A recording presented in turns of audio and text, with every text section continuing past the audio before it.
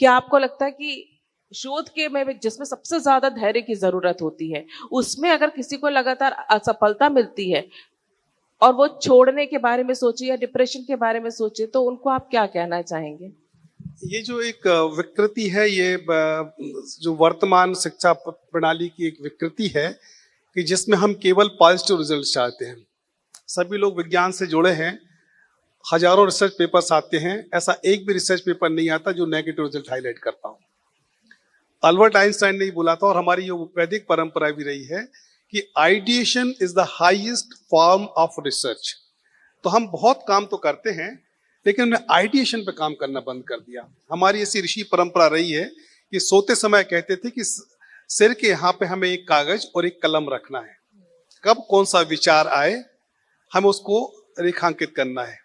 तो जब भी आप रिसर्च के क्षेत्र में जाते हैं तो सबसे पहले आपको विचार आना शुरू होना चाहिए, और उसके बाद में you should have this much dare to respect your own idea, and you have this much of courage to translate your idea into reality.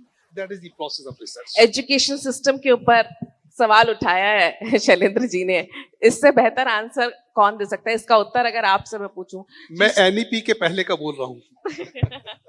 जी जी, देखिए आज क्या हो गया है कि हर चीज इमरजेंसी और हर चीज कंपलसरी बन गई है।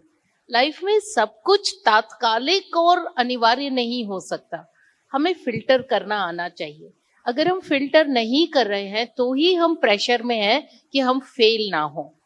और ये एक कॉम्पिटिटिव युग की तरह हमने अपने आप के ऊपर प्रेशर डाल दिया है।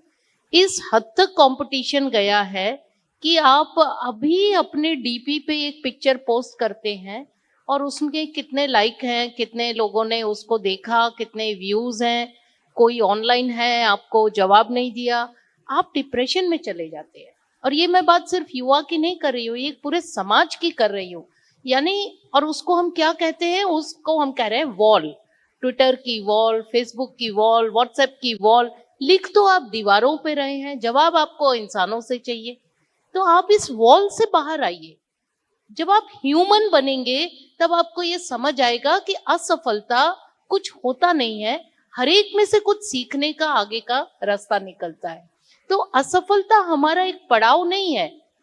अभी हम लोग विकसित भारत की बात कर रहे हैं। 2047 विकसित भारत कोई मंगल ग्रह नहीं है कि हम यान लेके अभी निकले और उस दिन वहां पहुंच जाएंगे। उसके लिए बनाना पड़ेगा, एक रास्ता क्रिएट करना पड़ेगा। और रास्ता क्रिएट करते करते कभी आप पगडंडी में भी घुसेंगे, कभी कच्ची सड़क पे भी जाएंगे, कभी बैलगाड़ियों में भी जाएंगे।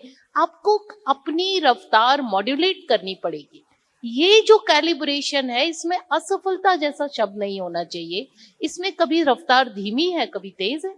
तो हम शायद एनईपी हमको एक रास्ता दिखा रही है कि अब कुछ भी व्यर्थ नहीं है। अगर आपने एक डिग्री पूरी नहीं ली तो भी अभी तक जो किया है वो भी आपके एकेडमिक बैंक में जमा हो जाएगा। आपने एक छोटा सा कोर्स भी किया है, उसको भी हम एक तरह की प्रमाणिकता दे रहे हैं, और आपका वो कोई प्रयास व्यर्थ नहीं जाएगा। इससे शायद आज बच्चे से ज्यादा माता पिता दबाव में हैं। वो जो एक पीयर ग्रुप कंपटीशन चल रहा है, मेरे फ्रेंड के बच्चे ने इतना लिया, मैं क्या बताऊं, तो वहां से बाहर आने में हमें थोड़ी सहायता मिली। आपको लगता है कि एजुकेशनल इंस्टीट्यूट्स में खास तौर से इन चीजों से निपटने के लिए कुछ अलग से व्यवस्था की जानी चाहिए एजुकेशन सिस्टम के तहत? बिल्कुल, मुझे लगता है कि शिक्षार्थियों से ज्यादा माता पिता से संवाद की आवश्यकता है।